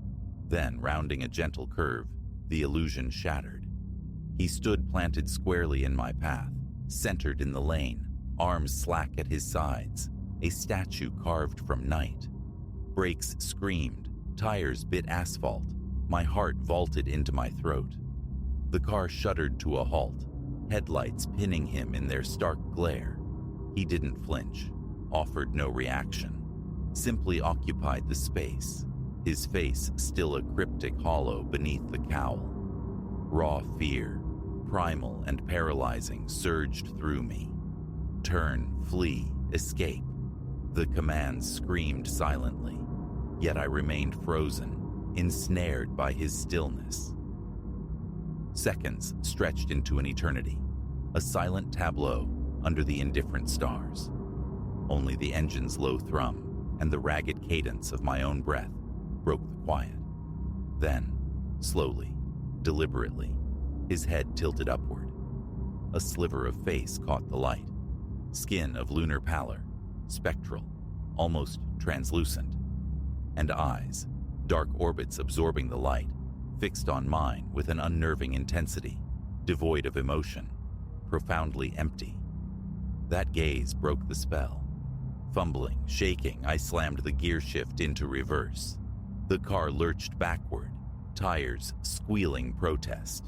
A frantic turn of the wheel, a desperate pivot, and then acceleration, hurtling away from the static horror. The rearview mirror remained a forbidden zone, though every instinct screamed to check. Behind me lay only the receding blacktop, swallowed by the vast, unblinking night. Not until the distant hazy glow of familiar townlights bloomed on the horizon did the pressure in my chest relent. A ragged gasp escaped me, relief washing over in a dizzying wave. It was done. He was gone. Safe. The driveway welcomed me, a familiar patch of concrete under the watchful porch light. Yet, even here, the tendrils of unease curled back. My gaze swept the quiet street, half expecting the hooded silhouette to be leaning against a neighbor's fence. Nothing. Just the mundane stillness of suburbia. Paranoia, I chided myself. Just exhaustion. Inside, the click of the deadbolt offered thin comfort. The bathroom's sterile brightness, the gush of hot water. Familiar rituals began to anchor me. It was nothing, I reasoned, scrubbing at my face, a waking nightmare born of fatigue and solitude. Then I heard it, a faint rhythmic tap-tap-tapping against the front door. I froze, water dripping unheeded, heart instantly resuming its frantic rhythm. The sound persisted, delicate, insistent, less like knuckles, more like fingertips drumming lightly on the wood. Breath held tight, I crept to the entryway, pressed my eye to the peephole's distorted lens. Empty. The porch swam under its yellow lamp, utterly vacant. Listening intently, I heard only the house settling around me. The tapping had ceased. Wind, perhaps, a stray branch. Turning away, seeking the fragile piece I'd almost grasped, the sound resumed, louder this time, demanding attention. A surge of adrenaline propelled me forward.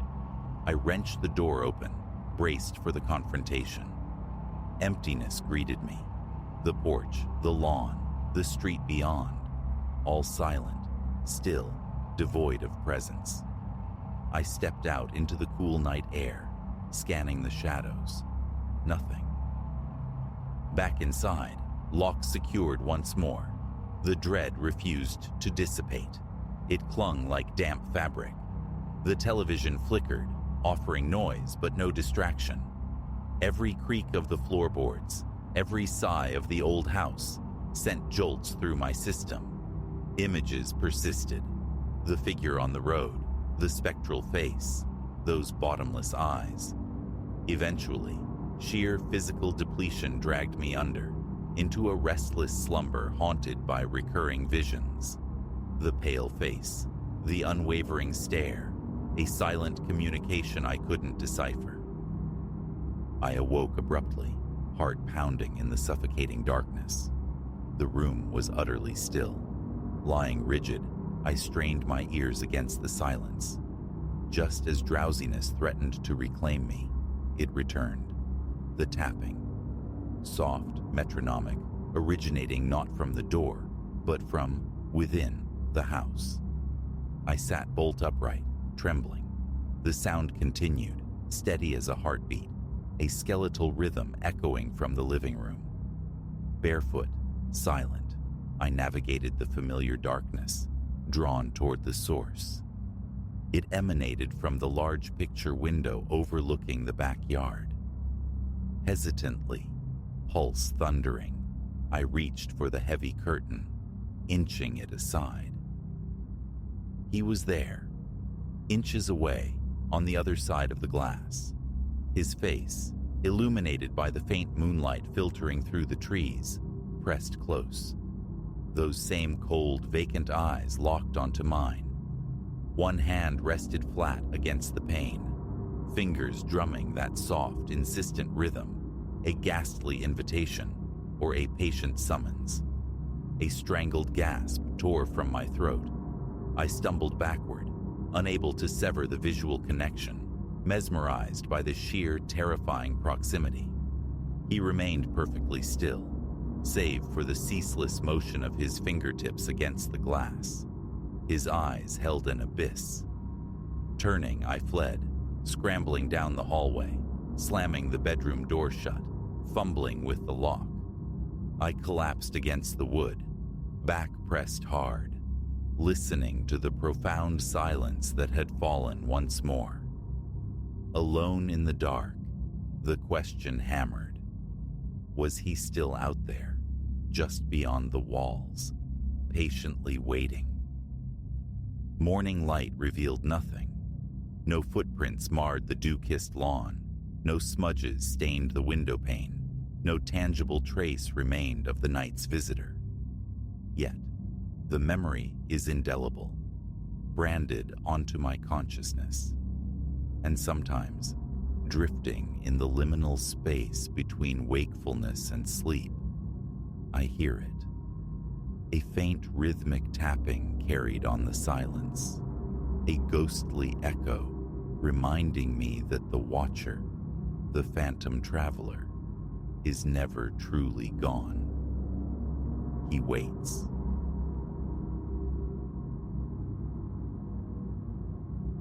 The corrugated tomb possessed an ominous heft, its contents whispering secrets as I wrestled it from a high, dust-furred shelf. Professor Alistair Finch's office, a labyrinthine monument to scholarly obsession crammed with texts, relics, and steel cabinets, somehow made this plain container conspicuous. Unmarked, bound fast by swathes of packing tape turned the brittle yellow of old bone, it seemed to pulse with a latent energy. As I lowered it onto the cluttered expanse of his desk, an icy tremor traced my vertebrae. An undeniable premonition settled.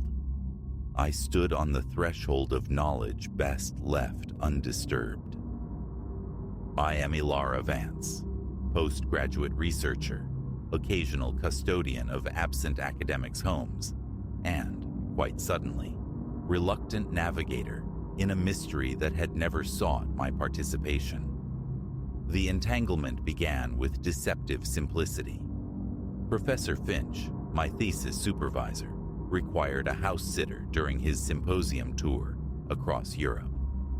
Merely attend to the flora and retrieve the post, he'd instructed, keys offered with a smile that barely registered my presence.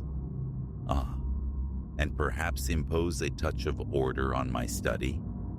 If you find the time, splendid.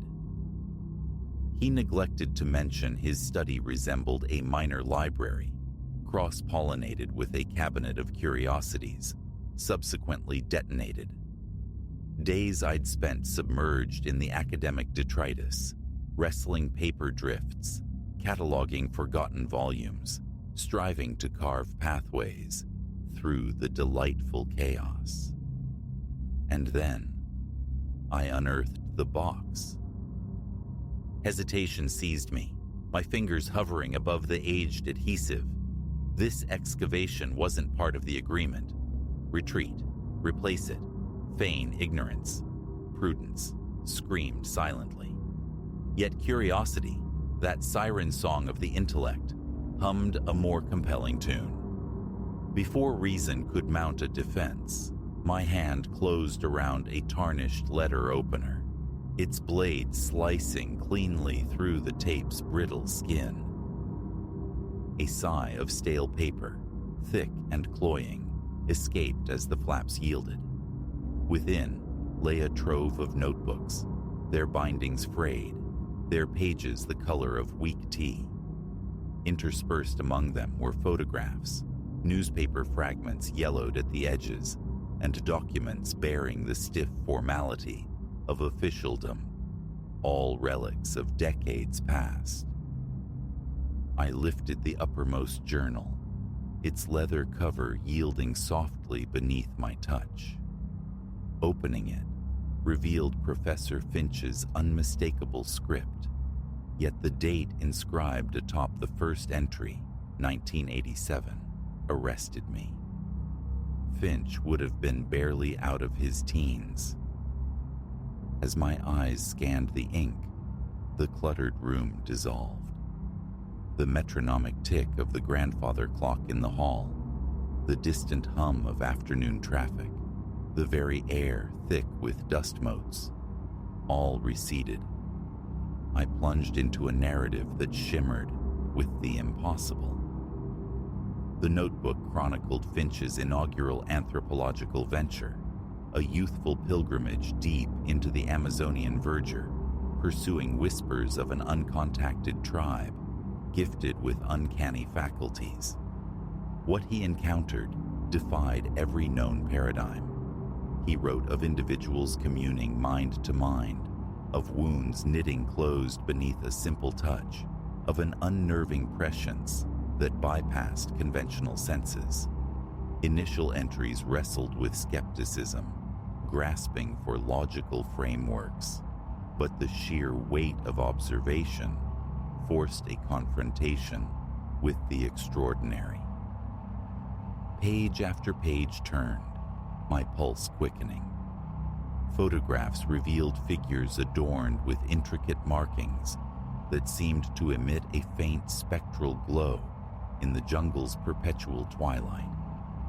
Detailed botanical sketches depicted flora utterly alien, annotated with notes on their purported transcendental qualities. Rituals were described, ceremonies that seemed to casually disregard the established laws of physics. Yet, progressing through the journal, the tenor shifted. Initial exhilaration bled into a creeping apprehension. The final entries were penned in haste, the elegant script devolving into near-frantic strokes. Finch spoke of unseen watchers, of peculiar mishaps escalating beyond coincidence. The last page broke off abruptly, mid-thought, as if its author were violently interrupted. I laid the notebook aside, a tremor in my hands. This had to be fabrication, surely. Elaborate notes for some speculative novel. But sifting through the box's remaining contents painted a far more disquieting canvas. Documents, starkly official, despite heavy redactions, yielded chilling phrases. Subjects acquired, anomalous abilities documented. Brittle news clippings recounted the inexplicable vanishing of an entire indigenous community in the Amazon basin. And the photographs, many blurred, poorly focused, yet undeniably capturing forms that owed more to cinematic illusion than human anatomy. A cold certainty coalesced as the fragments clicked into place. If this chronicle held even a sliver of truth, Finch had stumbled upon something monumental, terrifyingly potent, the sort of revelation powerful entities would move mountains to suppress. Why retain such damning evidence? Why leave it accessible, however buried? The answer struck like a physical blow. He intended it to be found. Not negligence, but contingency. A dead man's switch, ensuring the truth would surface should he fail to. As if summoned by the thought, my phone vibrated against the desk. A message from an unlisted number. Replace the contents. Erase your memory of them. Your safety depends on it. My blood turned to ice water. My gaze darted frantically around the room, half expecting eyes to be peering through the mullioned window. Nothing but the tranquil street scene of a university town drowsing through a weekday afternoon. Every instinct screamed compliance. Seal the box, bury the memory, return to watering ferns. But I couldn't. The enigma was too profound, its potential repercussions staggering. If Finch's discoveries were genuine, they threatened to rewrite the very definition of human potential. With hands that shook, I began photographing every item, each notebook page, every redacted report, every haunting image. The phone's camera flashed, capturing the secrets, uploading them rapidly to encrypted cloud storage. Whatever ensued, a record would persist. My thoughts raced, frantic. Who sent the warning? How could they possibly know what I'd uncovered? And crucially, where was Alistair Finch? Was the European Symposium merely a convenient fiction? So consumed was I by this digital preservation that the approaching sounds barely registered, measured heavy footfalls halting directly outside the study door. My heart vaulted against my ribs. Then, the distinct metallic rattle of keys turning in the lock. Panic flared. I scrambled, shoving the contents haphazardly back into the corrugated box. The flaps were barely closed when the door swung inward. Two men, clad in severe dark suits, filled the doorway, their faces impassive masks. Not campus security, that much was instantly apparent. One advanced, his right hand slipping inside his jacket. "Miss Vance?" His voice was flat, devoid of inflection. "We require you to accompany us." Instinctively, I retreated, mind spinning. How did they know my name? What did they want? The answers were terrifyingly obvious. They sought the box, the explosive truths nestled within.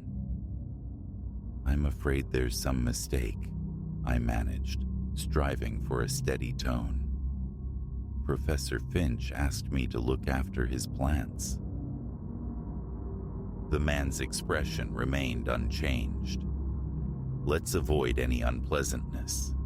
We merely have some inquiries regarding your recent findings." My eyes flickered towards the window. Second floor. A survivable drop, perhaps, if I could just... He anticipated the thought, moving with startling agility to intercept my path. "That would be ill-advised, Miss Vance. We have no intention of causing you harm. A conversation is all we require." Yet, his eyes held a chilling contradiction, promising something far removed from discourse. Whatever Finch had unearthed, whatever secrets this box guarded, these men were its designated undertakers. In that sliver of time, a choice crystallized. This couldn't be the end. The truth deserved more than silent burial. Fueled by a surge of pure adrenaline, I seized the box and flung it directly at them. In the instant of their startled reaction, I bolted past, bursting into the corridor. I ran as if pursued by demons, down the echoing stairwell, through the heavy oak doors, and out into the indifferent afternoon air. Behind me, shouts erupted, followed by the heavy rhythm of pursuit. But I didn't dare look back. I ran, legs pumping, carrying me away from the ivy-clad buildings, into the anonymous flow of the town's streets. Gasping for air in the shadowed refuge of an alleyway, the magnitude of the shift crashed down. My life, just moments before defined by footnotes and library finds, had irrevocably fractured. I was now enmeshed in something vast, a clandestine narrative spanning decades and continents. The box was gone, but the images resided safely in the ether. I possessed the knowledge, and I faced a crossroads. I could attempt to retreat, to rebuild the mundane walls of my former existence, pretending the abyss hadn't opened at my feet. Or I could follow the perilous breadcrumbs Alistair Finch had scattered, pursuing the truth, regardless of the price. The distant wail of sirens grew louder. A dark sedan cruised slowly down the adjacent street, its windows opaque. The decision was made. This was merely the prologue. The true expedition, fraught with genuine peril, lay ahead. Casting a final glance towards the university edifice where my ordinary life had evaporated, I turned and melted into the urban labyrinth. Whatever awaited, I would see it through. For Professor Finch, for the buried truth, and for the astonishing secret that held the potential to reshape the world.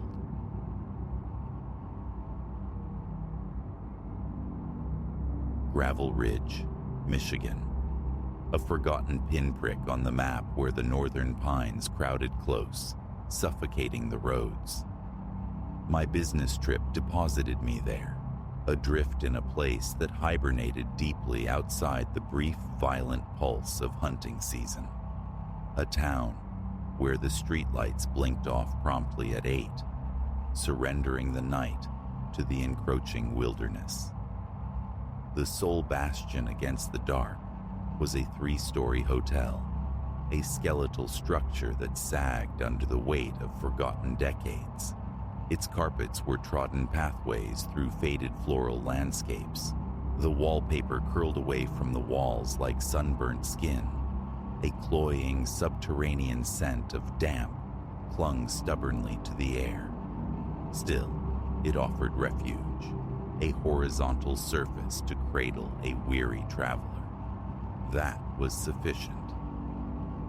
Check-in was a muted affair. The woman behind the counter, gaunt and pale, slid the key across the worn laminate without preamble, her gaze perpetually skittering towards the shadowed corridor, yawning behind her. A transaction steeped in haste and a quiet, unnamed anxiety. It brushed past me, though, dismissed by the fatigue pressing heavy on my shoulders. All I craved was the anonymity of my room, the low thrum of my laptop, and the oblivion of sleep.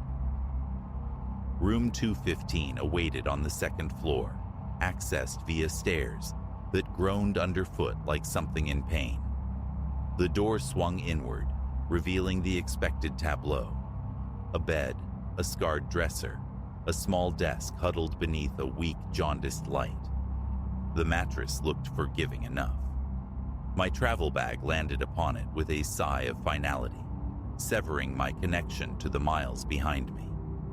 For a few hours, work provided a shield, the electronic hum of my computer, a fragile bulwark against the profound stillness. Outside, silence reigned absolute. No cars, no voices, only the vast, empty dark. It wasn't peaceful. It was a presence, leaching warmth from the air, prickling the skin with the sensation of unseen eyes. I scanned the room's corners, verified the deadbolt's reassuring solidity, and forced my attention back to the screen, labeling the unease as mere paranoia, born of isolation. Midnight tolled internally. I retreated to the bathroom, the fluorescent tube overhead stuttering erratically as I brushed my teeth. That's when the sound surfaced, a faint vibration, less a noise than a tremor in the silence, seeming to emanate from the other side of the wall, a low susurrus, like water through ancient pipes, or perhaps something else.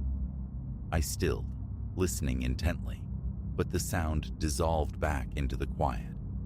Old plumbing, I reasoned, or a fellow guest stirring next door. Plausible deniability.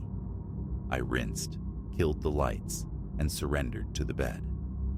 Darkness flooded the room, thick and palpable. The silence returned, pressing down like a physical weight.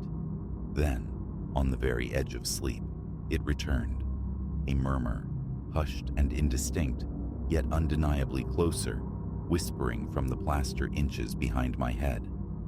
The words remained elusive, tangled threads of sound. I bolted upright, pulse hammering against my ribs, ears straining against the profound blackness. Is anyone there? The question emerged as barely a breath. Only silence answered, vast and mocking. The building settling, wind sighing through unseen cracks, rationalizations offered by a mind desperate for purchase. Yet doubt lingered, a cold knot tightening in my gut. I slipped from the bed, the floorboards cold beneath my feet, and pressed my ear flat against the wall's cool surface. Waiting, listening, nothing. I retreated beneath the covers, pulling them high, a flimsy shield. Closing my eyes felt like an act of surrender, but exhaustion warred with apprehension. Relax, I commanded my taut muscles. Relax. Sleep, tentative and shallow, began to claim me when the knock came. Soft. So soft it might have been imagined, a mere flutter against the silence. But it was there, a definite rapping, seemingly distant, yet disturbingly internal. Not from the hallway door, but from somewhere deeper, within the structure itself. My heart leaped. I sat rigid, listening, every nerve alight. Silence. The clock face glowed, 2:03 a.m., a late arrival perhaps, fumbling for their room. Yet the sound's origin felt wrong, displaced. Trapped in the heavy quiet, watched by the sentient darkness, I fought the rising tide of panic, telling myself it was nothing, just the groans of an old building, just my frayed nerves painting phantoms onto the night. Eventually, the need for rest overrode the fear. I lay back down, breathing deliberately, slowly, attempting to dispel the icy tendrils of dread. Old hotel, overactive imagination. I squeezed my eyes shut, willing oblivion. Suddenly, a breath of cold air feathered across my cheek. My eyes flew open. The room door stood slightly ajar, a dark vertical slash against the deeper black of the hallway. I knew, with chilling certainty, that I had locked it, had tested the deadbolt. Now, it hung open, a silent invitation, or perhaps evidence of a silent departure. Trembling, I rose and peered into the corridor. Empty, silent, a vacuum waiting to be filled. I secured the door again, the click of the lock echoing unnaturally loud, then retreated to the perceived safety of the bed, the unease now a palpable entity sharing the room. As I lay staring into the oppressive darkness, a new sound began. A faint, dry scraping, like something being dragged hesitantly across the floorboards in the adjacent room. I held my breath, straining to hear. It stopped as abruptly as it began. Something was fundamentally wrong. I slid out of bed, crossed to the dividing wall, and tapped lightly. Silence answered. A decision formed. Descend to the lobby, find the spectral receptionist, inquire about my neighbor. Perhaps they too had heard the unsettling symphony of the night. The lobby, however, was deserted, the reception desk unmanned, bathed in the low, weary glow of a single lamp. I waited, scanning the threadbare armchairs and dusty corners. Nothing stirred. Hello? My voice sounded small, swallowed by the echoing space. No reply. As I turned to leave, my eye caught a ledger lying open on the counter, a crudely drawn schematic of the hotel's layout. Curiosity, or perhaps desperation, pulled me closer. Floor plans, room numbers meticulously inked. My finger traced the lines for the second floor, searching. And then the cold dread solidified, piercing through the confusion. Room 215 was absent. According to this map, the space I inhabited simply wasn't. A visceral chill traced my spine. I checked again, frantically scanning the numbered squares, seeking an error, an omission. There was none. The hotel's own blueprint denied my room's existence. I recoiled from the desk as if it were hot, the floor seeming to tilt beneath me. Was this a dream? A hallucination brought on by exhaustion? Or had I stepped sideways into a fold in reality, a place not meant for the living? My thoughts fragmented, scattering like startled birds. I turned, stumbling towards the stairs, my mind a vortex of disbelief and burgeoning terror. Back on the second floor, the hallway seemed subtly altered, the shadows deeper, the walls closer, imbued with a waiting stillness. I walked slowly, deliberately, counting the doors, my own pulse loud in my ears. 207, 213, 217. Where 215 should have been, there was only an uninterrupted expanse of faded patterned wallpaper. Solid, final. I stood before it, heart thundering, struggling to reconcile memory with the stark reality before me. Reaching out, my trembling fingers met cool, unyielding plaster. Then, from the shadowed space behind me, down the hall, A whisper drifted, thin and sibilant. I spun around, adrenaline surging. Empty. The corridor stretched away, vacant and menacing. A strangled gasp escaped me. I turned and fled, down the hall, down the groaning stairs, bursting out into the cold, indifferent night. My car keys rattled in my shaking hand. I drove, leaving Gravel Ridge and its impossible hotel shrinking in the rearview mirror, swallowed by the darkness. What transpired in those spectral hours remains inexplicable, a terrifying lacuna in the fabric of my memory. Whether madness or manifestation, I cannot say. But the certainty remains etched deep. I will never return.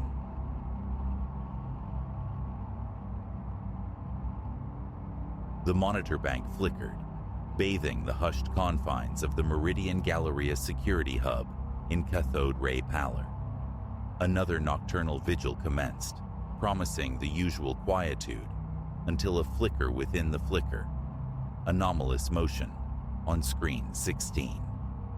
A silhouette, fluid and swift, flowed between the shuttered facades of retail dreams, dissolving into the architecture as abruptly as it materialized. My pulse gave a startled leap. Tonight, routine was rescinded. I am Silas. For 3 years, the graveyard shift at this sprawling cathedral of commerce has been my domain, a tranquil harbor for study, for introspection. But the tranquility shattered with that fleeting shape on the screen. Rationality scrambled for purchase, a distortion of light, perhaps some nocturnal creature, a raccoon finding ingress through an overlooked vent. Yet, a deeper certainty resonated. This was alien. In all my solitary nights navigating these echoing halls via camera lens, nothing had resembled this furtive grace. I leaned forward, pupils dilating, scrutinizing the mosaic of silent displays. Minutes stretched, taut and silent. Then, unmistakable. A presence, purposeful, traversing the dormant food emporium. My fingers hovered, ghosting the telephone receiver. Procedure dictated an immediate alert to law enforcement, but a current of morbid curiosity, stronger than regulation, surged through me. A phantom alarm would earn only weary sighs from dispatch and derision from my supervisor.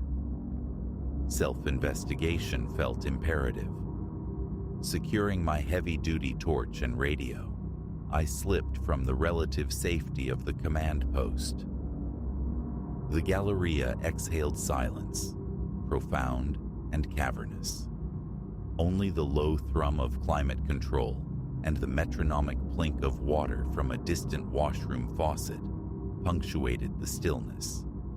My own footfalls became amplified percussion against the polished terrazzo as I advanced toward the food emporium. Every elongated shadow seemed poised to uncoil. Reflections in the darkened glass of storefronts mimicked following eyes.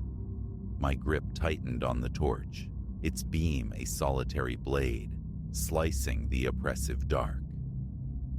Rounding the final turn into the vast culinary court, air hitched in my throat. Bathed in the spectral glow of emergency lighting, not one figure, but 3. They were clustered, heads bowed, over the central jewelry kiosk, their actions economical, swift. I sank behind the broad leaves of an ornamental palm, heart hammering a frantic rhythm against my ribs, a drumbeat I felt sure must carry across the desolate space. This wasn't petty vandalism. These were practiced hands, cool efficiency radiating from their hunched forms. I was terrifyingly outmatched. With trembling digits, I fumbled for the radio clipped to my belt. Before the transmit button could be depressed, a low voice, sliced the silence. What was that? Hear something? Ice formed in my veins. I held my breath, a statue amongst the faux foliage. Had they heard the frantic cadence of my heart? Just the vents kicking in, another voice dismissed, impatient. Let's move. Clock's ticking. A slow, internal exhale, unseen. But the choice remained. Retreat and summon the cavalry, or remain, observe, gather intelligence. The decision dissolved as the sharp report of shattering glass echoed through the court. They were done with subtlety. The display cases were yielding their glittering contents. Action was no longer optional. As stealthily as terror allowed, I brought the radio to my lips. Dispatch, this is Silas, reporting a Code 3 food emporium. Multiple intruders, estimate 3 individuals. Request immediate police response. The reply crackled back instantly, clipped and professional. Acknowledged, Silas. Units en route. Maintain observation only. Do not engage. Repeat, do not engage. Engage? The thought was ludicrous. My strategy was simple. Melt into the background. Be eyes and ears until the professionals arrived. But strategies often crumble upon contact with reality. Shifting for a clearer vantage point, my boot snagged the weighted base of the planter. It tilted, hesitated, then surrendered to gravity, crashing onto the tiles with a resonance that seemed to shake the very foundations of the Galleria. Stillness fractured. Chaos bloomed. Noise! Over there! One of the figures barked. Someone's here. Find him, commanded another. There was no thought, only instinct.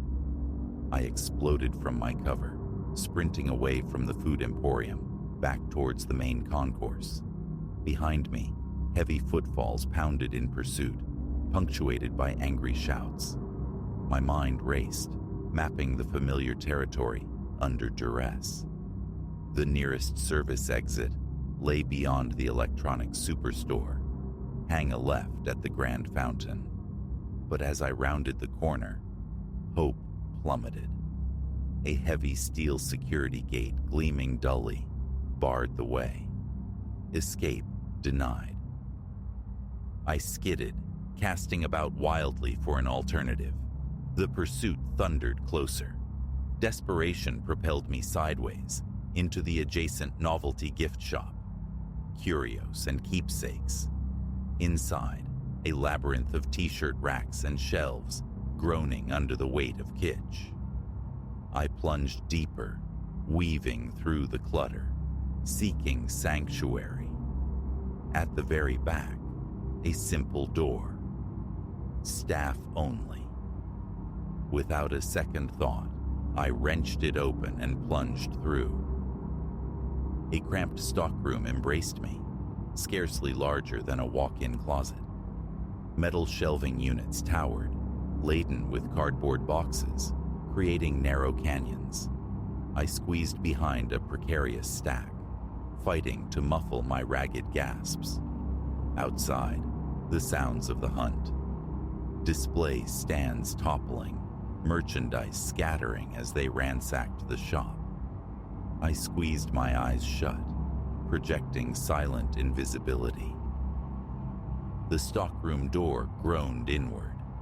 Measured footsteps entered the confined space.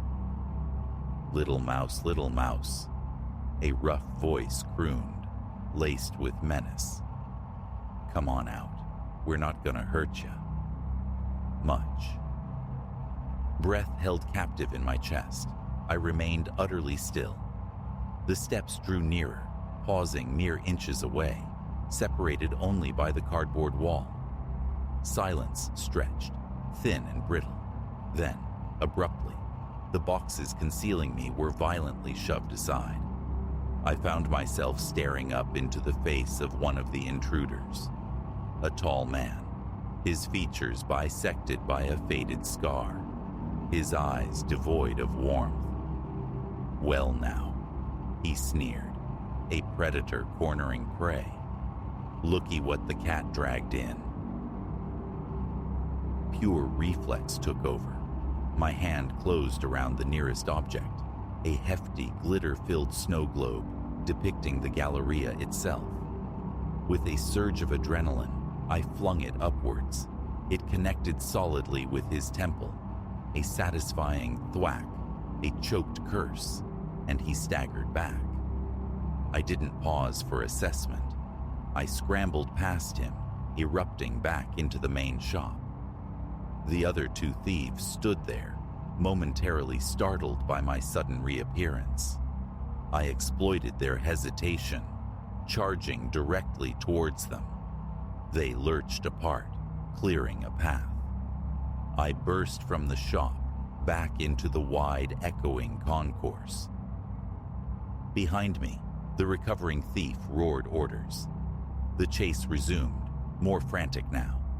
I ran as I'd never run before, lungs searing, legs protesting, propelled purely by terror. I zigzagged through the dimly lit corridors, taking random turns, desperately trying to shake them. Then, rounding a familiar bend, salvation flickered into view. The security office. Reach it, lock the door, wait. Summoning a final reserve of energy, I sprinted, arm outstretched, fingers straining for the handle. The pounding footfalls were almost upon me. Just as my fingertips brushed the cool metal, a heavy impact slammed into my back. The world tilted, air punched from my lungs as I hit the floor hard. Rough hands seized me, flipping me onto my back. The scarred man loomed above, a trickle of blood tracing a path from his temple, where the snow globe had struck. His eyes were infernos of rage. "You're gonna regret that," he snarled, fist drawing back. I shut my eyes, bracing. The blow never landed. Instead, the Galleria was instantly flooded with blinding light.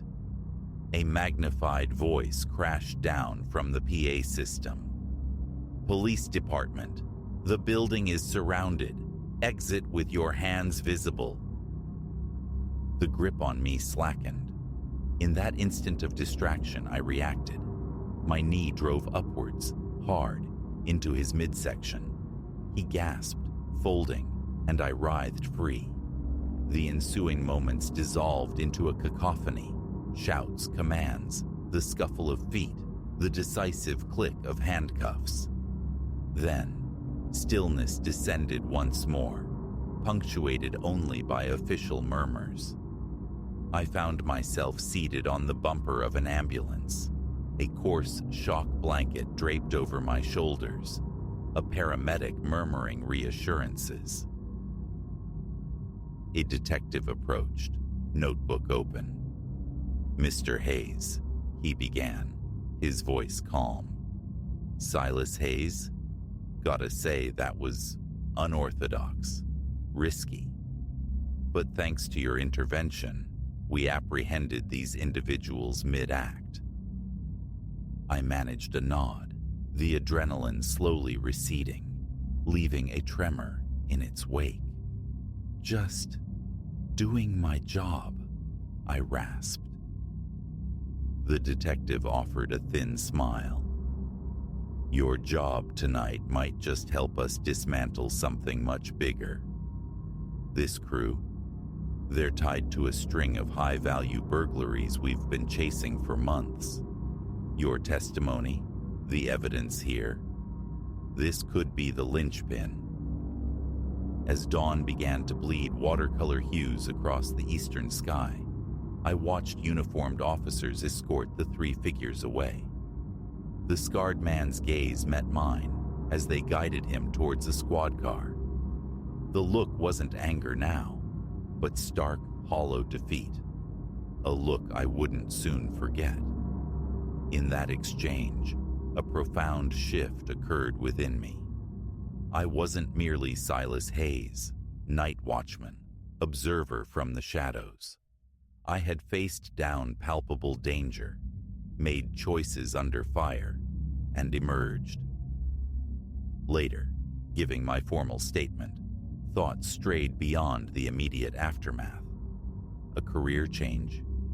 The detective's casual mention of needing good people resonated differently now. This night, this crucible, had revealed a capacity I hadn't known I possessed. Perhaps law enforcement wasn't such an abstract notion after all. The Meridian Galleria would remain closed, a crime scene for days. As I finally walked towards home, muscles aching, mind buzzing with exhaustion, and a strange exhilaration, one truth stood clear. My perception of this place, of myself, was irrevocably altered. The quiet sentinel of the night shift was gone, replaced by someone tested, someone tempered. Whatever lay ahead, I felt an unfamiliar readiness. The future, once a placid horizon, now held the sharp, exciting tang of the unknown. And for the first time in a very long time, I was eager to meet it.